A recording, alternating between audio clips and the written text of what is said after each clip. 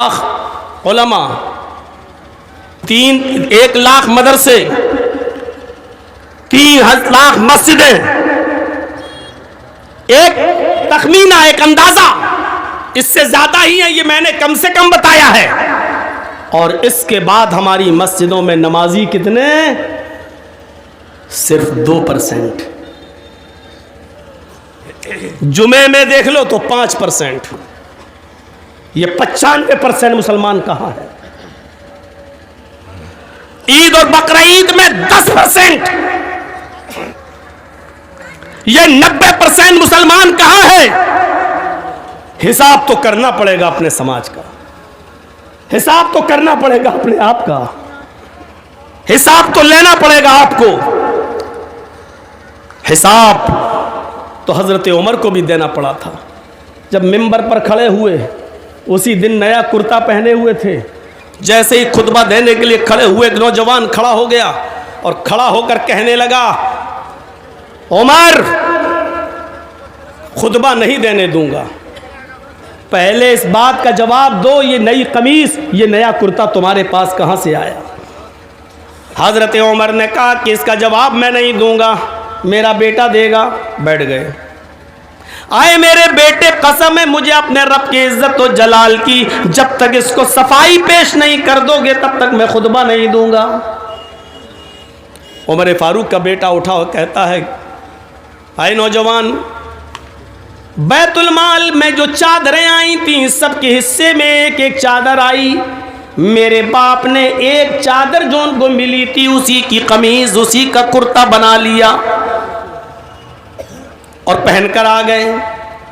वो नौजवान कहने लगा, आए उमर के बेटे, एक एक चादर तो सबको मिली थी, मुझे भी मिली थी। मैंने जब टेलर के पास जाकर अपना नाप दिया तो उस चादर में मेरी कमीज तो बनी नहीं, मेरा कुर्ता तो बना नहीं। उमर तो हमसे ज्यादा मोटे ताजे और लंबे चौड़े हैं, फिर इनकी कमीज कैसे बन गई? बेटा जवाब देते हुए कहता कि तुम्हारा सवाल सही है, लेकिन तुम्हें मालूम नहीं, एक एक चादर जो बैतुल माल से सबको मिली थी, मेरे बाप को भी मिली, और एक चादर मुझे भी मिली थी बैतुल माल से, एक चादर मुझे भी मिली थी बैतुल माल से, इसलिए मैंने अपनी चादर भी अपने बाप को दे दी। मेरे बाप ने अपनी और मेरी दोनों चादरें मिलाकर कमीज बना ली। बेटा तो अपने बाप को दे सकता है, मैंने अपनी चादर दे दी। हजरत उमर फारूक रज़ियल्लाहु ताला अन्हु से सवाल करने वाला वो नौजवान उठता है और कहने लगता है, अमीरुल मोमिनीन, मैं राजी हो गया, अमीरुल मोमिनीन, मैं खुश हो गया आपके जवाब से, अब आप खुतबा दीजिए, मैं मुतमईन हूँ। हजरत उमर ने उस मस्जिद के मिंबर पर खड़े होकर ये दुआ की थी कि अल्लाह ऐसे नौजवानों की जिंदगी में बरकत देना, जब तक ऐसे नौजवान रहेंगे हाकिम वक्त कभी भी बेईमानी नहीं कर सकता है, कभी भी अमानत में खयानत नहीं कर सकता है। हिसाब तो देना होगा, हिसाब तो देना होगा, जर्जीस को भी देना होगा, जिम्मेदारों को भी देना होगा। आप अगर मदरसा चलाते हैं तो आपको भी देना होगा।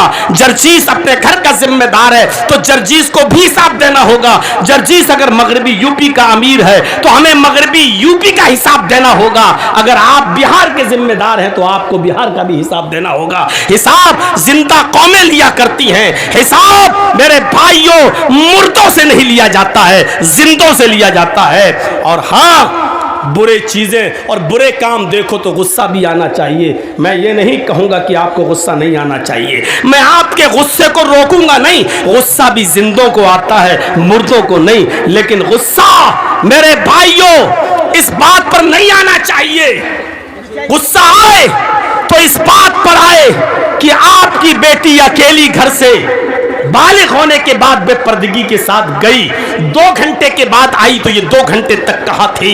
आपको गुस्सा आए तो इस बात पे आना चाहिए, आपको गुस्सा आए तो इस बात पे आना चाहिए कि आपका बेटा रात के 12 बजे रोजाना घर क्यों आता है। आपको गुस्सा आए तो इस बात पे आना चाहिए कि फजर की नमाज आपकी बीवी ने और आपके बेटों ने क्यों नहीं पढ़ी है। आपको गुस्सा आना चाहिए तो इस बात पे आना चाहिए कि मेरे बेटे के मुंह से शराब की बदबू क्यों आ रही है, मेरा बेटा जुआ खेलता हुआ हुआ पकड़ा गया। क्यों? आपको गुस्सा आना चाहिए तो इस बात पे आना चाहिए, आप गुस्सा किसी और चीज का किसी और चीज पर उतार रहे हैं। मेरे भाइयों, गुस्से को पालो और गुस्से को परवान चढ़ाओ, लेकिन गुस्सा उन पर आना चाहिए जो अभी मैंने बताया है। ऐसा ना हो कि बीवी से लड़ाई हो और गुस्सा मौलाना जर्जीस जलसे वालों पे उतारो। ऐसा ना हो कि अभी फोन पे बात करते हुए जर्जीस साहब ने बीवी से लड़ाई हो गई, अब गुस्से में हैं, अब मूड खराब है और कुर्सी पे बैठ के बीवी का गुस्सा हम आपके ऊपर उतारते। ये गुस्से का उतारने का गलत तरीका है। गुस्सा उतारिए, लेकिन अपनी बीवी से कहिए कि आए मेरी बीवी, खाना मैं देता हूं, पानी मैं देता हूं, जिम्मेदार मैं हूं, बताओ जरूरत क्या पड़ी तुम्हें घर से अपनी मर्जी, मेरी मर्जी के बगैर बाहर निकलने की, तुम क्यों गई हो? इस बात पे तुम्हें गुस्सा आना चाहिए। आपकी बेटी रात के 12 बजे तक एंड्रॉयड मोबाइल चलाती है, गुस्सा आना चाहिए आपको कि रात के 12 बजे क्यों चला रही हो, व्हाट्सएप क्यों चला रही हो, फेसबुक क्यों चला रही हो, मैसेंजर क्यों चला रही हो? अरे तुम्हें जरूरत क्या है? तुम्हें अगर अपनी सहेली से बात करना है, अपनी मां का फोन लेकर 2 मिनट के लिए बात कर लो अपनी सहेली से, लेकिन तुम्हारे पास एंड्रॉयड मोबाइल की जरूरत क्या है? इस बात को तुम्हें गुस्सा आना चाहिए। जहां गुस्सा आना चाहिए वहां तो गुस्सा आपको आ नहीं रहा है, और गुस्सा वहां उतार रहे हो जहां गुस्से का कोई मौका और महल ही नहीं। हिसाब तो देना होगा। मैंने कई जलसों में कहा है, यूट्यूब चैनलों पर मेरी बात रिकॉर्ड है, मैंने कई जगह कहा है कि देखिए मेरे नाम के आगे चतुर्वेदी मत लगाइए। मैंने यह भी कहा है कि मैं चतुर्वेदी नहीं हूं। कहिए तो कल उस यूट्यूब की वो कटिंग हम फैला दे पूरे इलाके के अंदर, लेकिन इसके बावजूद चतुर्वेदी लिखा जा रहा है। झूठा पब्लिश मत कीजिए। हम आप ही को नहीं कह रहे हैं, सिर्फ आपकी गलती नहीं है। कल जहां जलसा था उन लोगों ने भी लिखा, और कल जहां जलसा होने वाला है उन लोगों ने भी लिखा। और देख रहे हो जो लेटर पैड पब्लिश हुआ है, चल रहा है, उसमें सबसे यह भी लिखा हुआ है कि चतुर्वेदी जलसा कमेटी वाले न लिखवाएं, इससे परहेज करें। जमीयत की बातें सही भी हैं, उन पर हमें और आपको गौर भी करना चाहिए। क्यों लिखा जा रहा है चतुर्वेदी? क्यों नहीं आप परहेज करते हैं उससे? क्या सिर्फ जर्जीस अंसारी लिख दोगे तो काम नहीं चलेगा? लोग तो नाम पढ़ के आते हैं, सिर्फ चतुर्वेदी ही पढ़ के नहीं आते हैं। सिर्फ लिख दो मौलाना जर्जीस साहब इटावा, बस हो गया। इटावा पढ़ेंगे लोग, आ जाएंगे। या बरवक्त जो हूं मैं वो लिख दीजिए, सबका लिखा जाता है, प्रिंसिपल फला, नाजिम फला। आप मेरे नाम के आगे इतना लिख दीजिए, मौलाना मोहम्मद जर्जीस अंसारी, अमीर सूबाई जमीयत अहले हदीस मगरिबी यूपी, हो गया। चतुर्वेदी मैं नहीं हूं। सेल्फ स्टडी की है हिंदू मजहब की, वो एक अलग मसला है। हर इंसान को पढ़ना चाहिए, और दूसरों के लिए मुसलमान पैदा ही हुए हैं। मुसलमान मुसलमानों के लिए नहीं पैदा हुए हैं। मुसलमानों, हम और आप दूसरों ही के लिए पैदा हुए हैं। कुंतुम खैरा उम्मतिन उखरिजत लिन्नास, अल्लाह ने ये नहीं कहा कुंतुम खैरा उम्मतिन उखरिजत लिल मुस्लिमीन, ये नहीं कहा अल्लाह ने। कुंतुम खैरा उम्मतिन, तुम बेहतरीन उम्मत हो। क्यों? उखरिजत लिन्नास, इसलिए कि तुम्हें दूसरे लोगों के लिए पैदा किया गया है। तअमुरूना बिल मारूफ, तुम दूसरों को नेकियों का हुक्म देते हो, व तनहौना अनिल मुनकर, और उनको तुम बुराइयों से रोकते हो। आज मौलाना जर्जीस तुम्हें समझा रहा है। ये जर्जीस हिंदू, ईसाई, क्रिश्चियन और सिखों को समझाने के लिए पैदा हुआ था। और सिर्फ जर्जीस ही नहीं, आप भी गैरों के लिए पैदा हुए थे। लेकिन अफसोस ये है कि आज मौलाना जर्जीस को अपने भाइयों से कहना पड़ रहा है कि नमाज पढ़ो। कितनी शर्म की बात है ये। हर आदमी को सोचना चाहिए, जो यहाँ बैठे हैं, हम आपसे ये कहें नमाज पढ़ो, जिससे कहा जा रहा हो नमाज पढ़ो, उसको सोचना चाहिए कि हम इस हद तक गिर चुके हैं कि हम अपने आप को मुसलमान कहते हैं, और हमसे ये कहा जाए नमाज पढ़ो। क्या वो आदमी मुसलमान हो सकता है जो नमाज न पढ़े? यानी आज हम कितने गिर गए हैं कि आज हम ये मुसलमानों से कहना पड़ रहा है नमाज पढ़ो। मुसलमानों को खुद सोचना चाहिए कि हम इस हद तक गिर गए कि हमसे ये कहा जाए नमाज पढ़ो। अरे इस्लाम कबूल करने के बाद उसके ऊपर सबसे पहला फरीजा यही होता है कि वो नमाज कायम करे। आज उससे कहा जा रहा है कि नमाज पढ़ो। यही बात तो कह रहे थे मदनी साहब, इरशाद साहब, कितना बड़ा अलमिया कि आज हम नमाज नहीं पढ़ते। कितना खर्चा करके आपने जलसा किया। एक तखमीना आपको अच्छी तरीके से मालूम होगा जलसा कमेटी वालों को, और इस जलसे का कितना असर हुआ ये देखना है आपको। हिसाब लीजिएगा, ये देखना है तो सुबह अपने गांव की मस्जिद का जायज़ा ले लीजिएगा।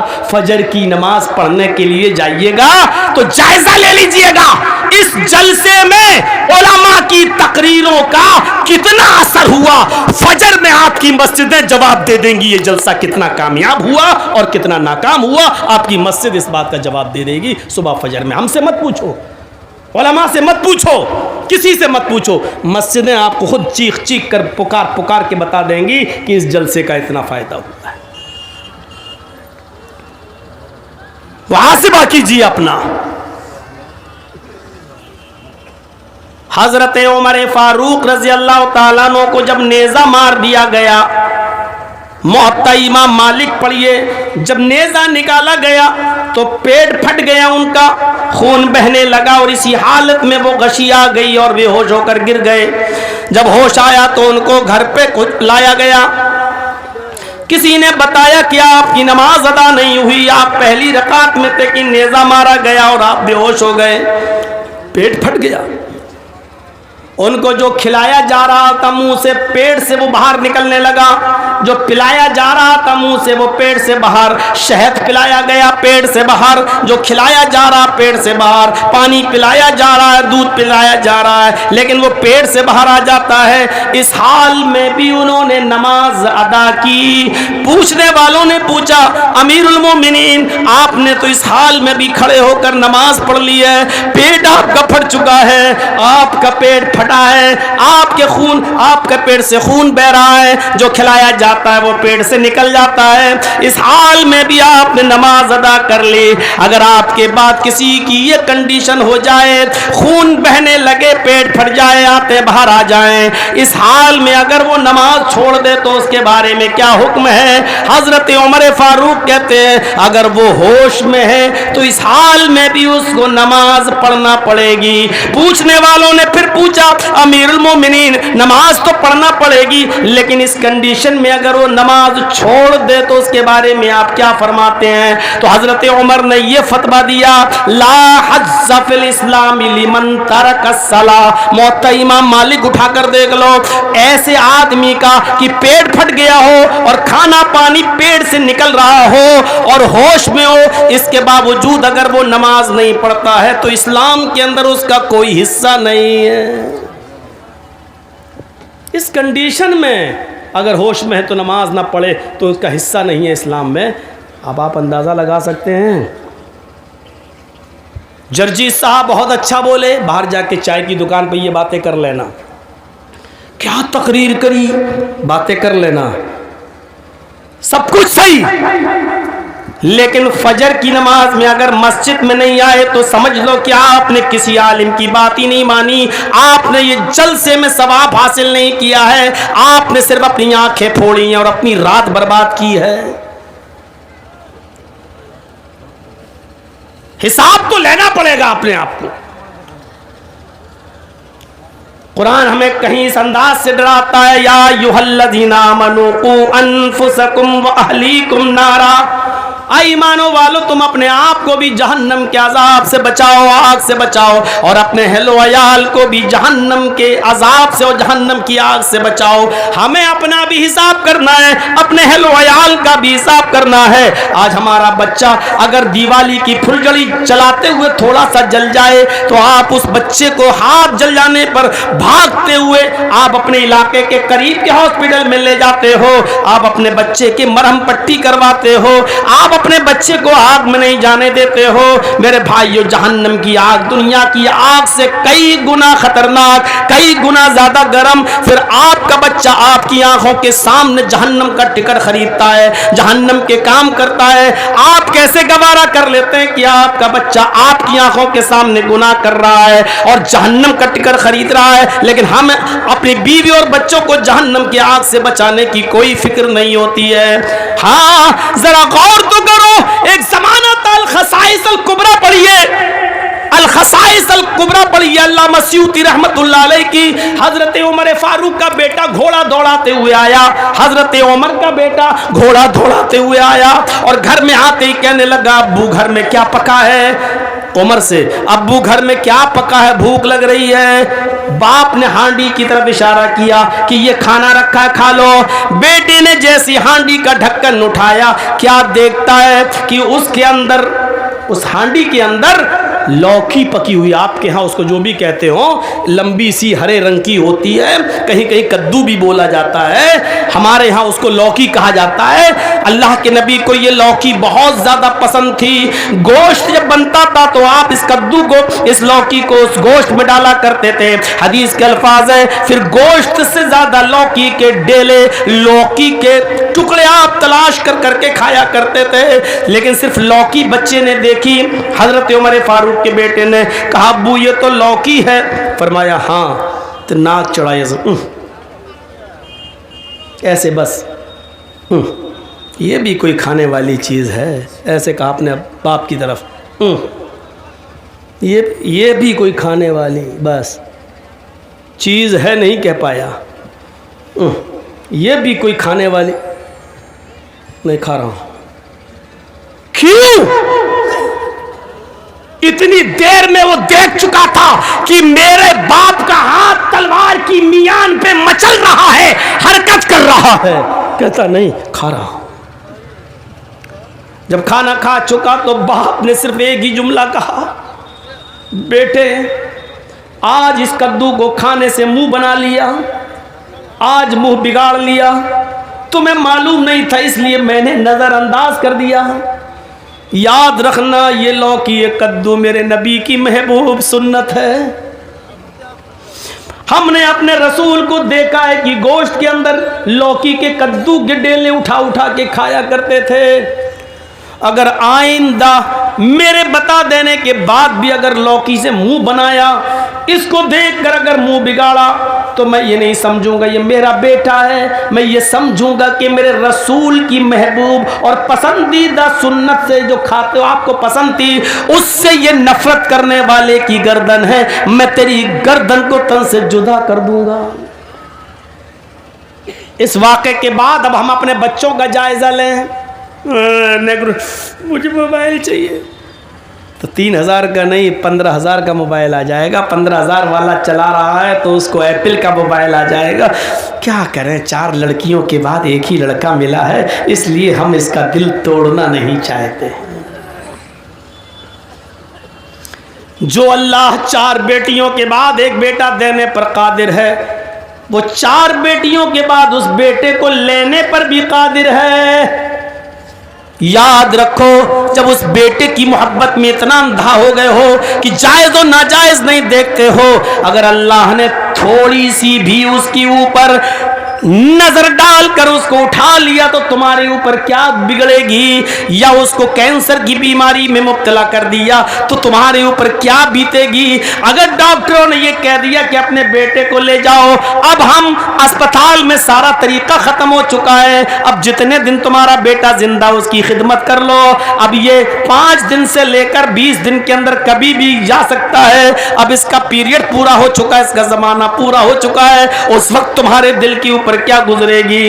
इसलिए फरमाया, इन्ना मुआलकुम व औलादकुम फितना, लोगों ये माल और ये औलाद फितना है, आजमाइश है। इस आजमाइश में पूरा उतरो, क्योंकि माल और दौलत अल्लाह ज्यादा देता है तब भी आजमाता है और औलाद देकर भी आजमाता है। ऐसा तो नहीं कि माल और दौलत के चक्कर में इतना पड़ गए हो कि अल्लाह को भूल जाओ और औलाद की मोहब्बत में तुम अल्लाह को, कानून को और अल्लाह की इबादत को भूल जाओ। इसलिए फरमाया, या अय्युहल्लज़ीना आमनू ला तुल्हिकुम अमवालुकुम वला औलादुकुम अन ज़िक्रिल्लाह।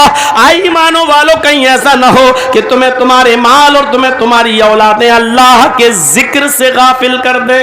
यहां जिक्र से मुराद नमाज है, यहां जिक्र से मुराद नमाज है। कहीं ऐसा ना हो कि तुम्हें अल्लाह के जिक्र से गाफिल कर दें, तुम्हें नमाज से गाफिल कर दें। बहाना नहीं चलेगा। हमारी माँ बहनें आई है ना, फजर की नमाज पढ़ी नहीं, क्यों? बच्चे ने पेशाब कर दिया था रात में, नापाक हो गई थी। ये बहाना नहीं चलेगा। कुरान पहले कह चुका, कहीं ऐसा ना हो कि तुम्हें तुम्हारा माल और तुम्हें तुम्हारी औलादें कहीं अल्लाह के जिक्र से गाफिल न कर दें। वमन आरज़ान ज़िक्री फ़इन्न लहू मईशतन ज़नका। जो मेरे जिक्र से एराज करेगा, मुफस्सिरीन ने लिखा है जिक्र से मुराद यहाँ पर भी नमाज है। वमन आरज़ान ज़िक्री, जो मेरे जिक्र से यानी नमाज से मुंह मोड़ेगा, नमाज नहीं पढ़ेगा, नमाज के करीब नहीं जाएगा, फ़इन्न लहू मईशतन ज़नका। हम उसकी रोजी को तंग कर देंगे, हम उसकी रोजी को समेट देंगे, तंग कर देंगे। कौन कौन लोग रोजी से परेशान हैं? जाओ मौलवियों के पास, मौलाना मेरे घर में बरकत नहीं हो रही है। अरे उस मौलवी के घर में भी बरकत नहीं हो रही है, तुझे क्या देगा वो? कुरान कहता अपने घर में बरकत चाहिए, रिज्क में कुशादगी चाहिए, फराखी चाहिए, तो मौलवी से तावीज़ मत मांग, मौलवी से उसका इलाज मत मांग। नमाज पढ़ने वाला बन जा, तेरे रिज्क में फराखी होगी। भाई जब नमाज पढ़ोगे तो नमाज में ये दुआ मांगोगे कि नहीं मांगोगे? हैं? अल्लाहुम्मा ग़फ़िरली वरहमनी वहदनी वआफ़िनी वरज़ुक़नी। जब नमाज पढ़ोगे तो उसमें ये दुआ मांगोगे नहीं, इहदिनस सिरातल मुस्तक़ीम सिरातल लज़ीना अनअमता अलैहिम ग़ैरिल मग़ज़ूबि अलैहिम वलद्दाल्लीन। जब नमाज पढ़ोगे तो उसमें ये दुआ भी मांगोगे, अल्लाहुम्मा इन्नी ज़लमतु नफ़्सी ज़ुल्मन कसीरा वला यग़फ़िरुज़्ज़ुनूबा इल्ला अंत। ये सारी चीज़ों की और सारी डिमांड नमाज के अंदर मांगी जा रही है। यहाँ नमाज के सिलसिले में कह दिया गया, वमन आरज़ान ज़िक्री फ़इन्न लहू मईशतन ज़नका। अगर तुम हमारे जिक्र से नहीं नमाज से मुंह मोड़ोगे तो हम तुम्हारी रोजी को तंग कर देंगे। और फिर अल्लाह ने दूसरी जगह फरमाया, वमन यत्तक़िल्लाह यजअल लहू मख़रजा व यरज़ुक़हु मिन हैसु ला यहतसिब। और अगर तुम अल्लाह से डरोगे तो अल्लाह तुम्हारे लिए राह असबाब सबब बना देगा, निकलने का रास्ता बना देगा, तुम्हारे लिए निकलने की जगह बना देगा। वयरज़ुक़हु मिन हैसु ला यहतसिब। और ऐसी जगह से तुम्हें रोजी देगा जहां से तुम्हें गुमान भी नहीं होगा, कहां से मिल गई, सोचा भी नहीं होगा, वहां से अल्लाह रोजी दे देगा। वमन अअरज़ान ज़िक्री, एराज करना। एराज करने का मतलब जानते हो ना? नहीं समझते हो? जैसे माँ टीवी देख रही है, यहाँ ज़रा सुनिएगा, जितना ये सामने वालों से तकलीफ़ होती है ना, इतना बैठने वालों से नहीं होती है। आप लोग बैठे ना। मौलाना इरशाद साहब को भी यही तकलीफ़ थी, हमें भी है, और हमारे बाद भी जितने मौलवी आएंगे क़यामत तक वो सबको यही तकलीफ़ रहेगी। हम 0 से 1% पर भी नहीं आ सकते हैं, वही हालत रहेगी हमारी। माँ टीवी देख रही है, सुनिए, माँ टीवी देख रही है और बच्चा उसका रो रहा है, दूध पीता बच्चा, और माँ सीरियल देख रही है, बच्चा रो रहा, भूखा है, माँ जानती है दूध मांग रहा है, लेकिन माँ उठ जा ही नहीं रही बच्चे के पास, पहले ये सीरियल पूरा हो जाए तब जाऊँगी। माँ दूध पिलाती है लेकिन इस वक्त नहीं पिला रही है, बस टीवी में लगी है। क्या कहा जाएगा? एराज किया। माँ ने अपने बच्चे से एराज कर लिया। जैसे ही सीरियल ख़त्म हुआ, माँ गई, बच्चे को उठाया और अपने दूध से लगाया। देखिए, दूध पिलाया है लेकिन उस वक्त नहीं पिलाया जिस वक्त बच्चे को ज़रूरत थी, रो रहा था। तो क्या कहा? एराज। अल्लाह ने कहा वमन आरज़ान जिक्री, जो मेरे जिक्र से एराज करेगा, यानी नमाज का टाइम हो गया, अजान हो गई, थोड़ा सा काम बाकी रह गया है, ये ज़मीन और खोदना, बस इतना खोद दूं, ये इतना बीज और बाकी रह गया, इतना और बोलूं, उसके बाद हम नमाज पढ़ लेंगे, जमात ख़त्म हो जाएगी तो अकेले पढ़ लेंगे। इसको कहा जाता है अब इसने नमाज से एराज किया है, वक्त पर नहीं किया। बाद में पढ़ा, लेकिन जब अजान हुई और जमात के साथ पढ़ना चाहिए था तब नहीं पढ़ा, तब भी क्या कहा जाएगा? एराज किया। ये तो नमाज से एराज करना हुआ, यानी पढ़ता है लेकिन वक्त पे नहीं पढ़ रहा है, ये तो एराज करना हुआ। जो पढ़ते ही नहीं उनका क्या अजाब होगा ये अल्लाह बेहतर जाने। अजान का वक्त हुआ, यहां मैच आ रहा है, 2 ओवर और रह गए हैं, 12 बॉल, अब पता नहीं कौन जीतेगा, पता नहीं इंडिया जीतेगी कि पाकिस्तान जीतेगा, हैं? यहां सट्टे पे नंबर भी लगा हुआ है, हजारों रुपए का जुआ भी, और इधर अजान की आवाज आ रही है, हय्या अलस सलाह, नमाज की तरफ आओ। 2 ओवर और हो जाए, देख लिया, हार जीत का फैसला हुआ। अब जा रहा है नमाज पढ़ने, जैसे ही मस्जिद में घुसता है, इमाम ने मोहतरम सलाम फेर रहे हैं, अस्सलामु अलैकुम वरहमतुल्लाह। अब तूने बाद में अकेले नमाज पढ़ी, नमाज तो पढ़ी लेकिन नमाज से एराज किया, यानी जिस वक्त पढ़ना चाहिए उस वक्त तूने नहीं पढ़ी। इसको कहते हैं एराज करना। अल्लाह ने यह नहीं कहा। अब एक और नुक्ता सुनिएगा, वमन आरज़ान जिक्री, जिसने मेरे जिक्र से यानी नमाज से एराज किया तो हम क्या सजा देंगे? फ़इन्न लहू मईशतन ज़न्का, हम उसकी रोज़ी को तंग कर देंगे, उसकी रोज़ी को हम तंग कर देंगे, बड़ी मुश्किल से उसको कमा सकेगा और अपने बीवी बच्चों को खिला सकेगा, हम उसकी रोज़ी तंग कर देंगे। जो एराज कर रहा है हम उसकी रोज़ी तंग कर देंगे, और जो बिल्कुल पढ़ ही नहीं रहा उसकी रोज़ी क्या होगी?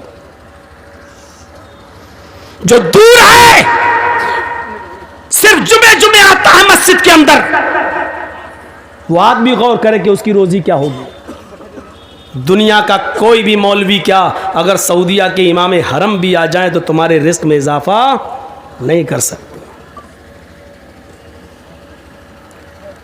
अल्लाह के जिक्र से एराज की बहुत बड़ी सजा होती है मेरे भाई। आपको एक वाकया सुनाऊं? लोनी नाम सुना है? लोनी गाजियाबाद से जब आप दिल्ली जाएंगे बाई रोड, बाई ट्रेन नहीं, बाई रोड, तो आज से 30 साल पहले का एक वाकया बतला रहा हूं। लोनी एक कस्बा पड़ता है जहां उस जमाने में भी बड़े बड़े अमीर लोग रहा करते थे, और आज भी वहां बहुत बड़े बड़ी कोठियां और बहुत बड़े बड़े महल आज भी तैयार हैं। गाजियाबाद से दिल्ली जाएंगे तो बीच में, गाजियाबाद और दिल्ली के बीच में बाई रोड एक इलाका कस्बा पड़ता है जिसका नाम है लोनी। यहां 2 नौजवान रहा करते थे, बहुत अमीर थे और पैसे वाले थे, और दोनों नौजवानों का रिश्ता एक गांव में लग गया था। शादी होने वाली थी, रिश्ता लग गया, कल बारात जानी है, दोनों सगे भाइयों की। नौजवानों जरा इधर तवज्जो दे दो, अब तो सुन लो, 1 घंटे से ज्यादा हो गया बोलते हुए मेरे भाइयों, अब तो थोड़ी सी तवज्जो दे दो। अब तो ये साबित कर दो कि जर्जीस साहब, कुरान की आयत इन्नल्लाह ला युगय्यिरु मा बिकौमिन हत्ता युगय्यिरु मा बिअनफुसिहिम, अल्लाह कहता हम किसी कौम की हालत उस वक्त तक नहीं बदलते जब तक कि वो खुद अपने आप को बदलने की कोशिश नहीं करती। हम इस पर अमल करेंगे, हम अपने आप को बदलेंगे। अब तो थोड़ा सा सबूत दे दो बदलने का, या हम वही मिसाल दें, कुत्ते की दुम टेढ़ी रहती है, 100 साल के बाद भी अगर निकालो और ये उम्मीद करो कि वो सीधी हो गई होगी तो 100 साल के बाद भी वो टेढ़ी ही निकलेगी, सीधी नहीं होती है। क्या इन जैसी घटिया मिसालों को सुनना चाहते हो? देख लो, हद हो गई। इन्ना लिल्लाहि व इन्ना इलैहि राजिऊन।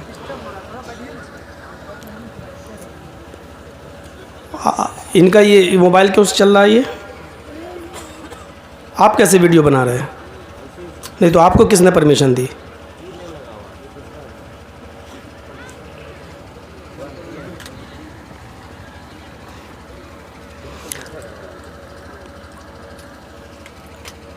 यूट्यूब की वजह से कितना फितना बढ़ गया है, आप देख रहे हैं। आपके तो व्यूज़ बढ़ गए हैं, आपकी तो बिल्डिंग बन जाएगी, लेकिन आपको अपना इलाका मालूम है पूरे हिंदुस्तान में क्या चर्चे हो रहे हैं। हम लोग सफाई पेश करते फिर रहे हैं। ये अब्दुल गफ़ार साहब का जो मसला उठा है, देखा पूरे हिंदुस्तान में क्या मसला हो, क्या खबरें जा रही हैं। बिहार के लोग ऐसा करते हैं, ऐसा करते। हम लोगों ने कहा नहीं, बिहार के लोग ऐसा नहीं करते हैं। कहीं एक इलाके में अगर ऐसा हो जाए तो उस पर पूरे बिहार को ऐसा नहीं। हमको देखिए 25 साल से सारा आंखों पे उठाए हुए हैं, हमको लेके जाते हैं, हमको बुलाते हैं, हमारे साथ तो कभी ऐसा नहीं। सफाई पेश करना पड़ती है, लेकिन आप चैनल वालों की वजह से आज पूरे हिंदुस्तान के अंदर ये छवि बिगड़ी जा रही है। जलसों वालों से मैं कहूँगा इन पूरी तरीके से इन चैनल वालों पर पाबंदी लगा दें। अगर हम बिहार की इज्जत अवाम की नजरों में चाहते हैं तो हम लोगों को ये जलसों में कहना पड़ता है कि नहीं, देख लीजिए इतना लंबा जमाना कौन चलता है भाई। 25 साल से बिहार के लोग हमें बुला रहे हैं। जबकि ऐसा होता है एक साल मौलवी को बुलाया, अगले साल बदल देंगे, दूसरा मौलवी आएगा, तीसरे साल तीसरा, ये होता है। लेकिन हमको 25 साल से देख लीजिए आप बार बार बुला रहे हैं। ये मोहब्बत है आपके दिलों में उलमा की, लेकिन ये इन चैनल वालों की वजह से देखिए क्या भाई। सोशल मीडिया क्या है, एक चीज डाल दीजिए आप, पूरी दुनिया देखती है उसको, फिर क्या कमेंट आते हैं, ये उलमा के साथ ऐसा हो रहा है, उलमा के साथ ऐसा हो रहा है, उलमा के साथ ऐसा हो रहा है। आप नहीं रोक पाएंगे, और जितना लोग देखेंगे इनका तो घर बन जाएगा, इनके तो मकान बन जाएंगे जितने व्यूज बढ़ेंगे, लेकिन हम और आप बदनाम होकर रह जाएंगे। मेरे भाइयों बचाइए, यूट्यूब चैनलों पर मुकम्मल पाबंदी लगाकर बिहार की इज्जत को बचाइए, बिहार की सलामती को बचाइए। मेरे भाइयों बिहार बड़े बड़े उलमा की आवाज गा रहा है। यहां जंग आजादी में हिस्सा लेने वाले उलमा बिहार की सरजमीन से पैदा हुए थे। मेरे भाइयों मसलके अहले हदीस का पहला अमीरुल हिंद इसी बिहार की सरजमीन से और आरा की सरजमीन से निकला है। बिहार उलमा की आवाज गा रही है। इस बिहार की इज्जत और सलामती को इन यूट्यूब चैनलों से बचाइए।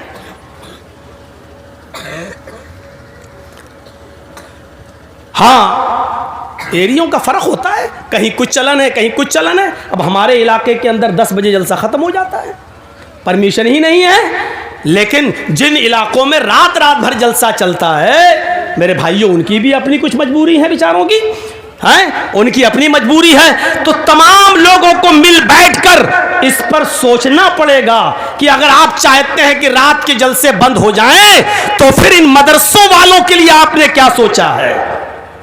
ये मदरसों के चंदे का मामला है, पूरे साल मदरसे इसी चंदे पर चलते हैं। अब मान लीजिए हम 10 बजे जलसा बंद कर दें, अब चंदा ही नहीं होगा। आप तो कहते हो 10 बजे बंद कर दो, 12 बजे बंद कर दो, तो फिर ये मदरसों के इस चंदे का क्या होगा, इसका मसला कौन हल करेगा। जब तक बैठ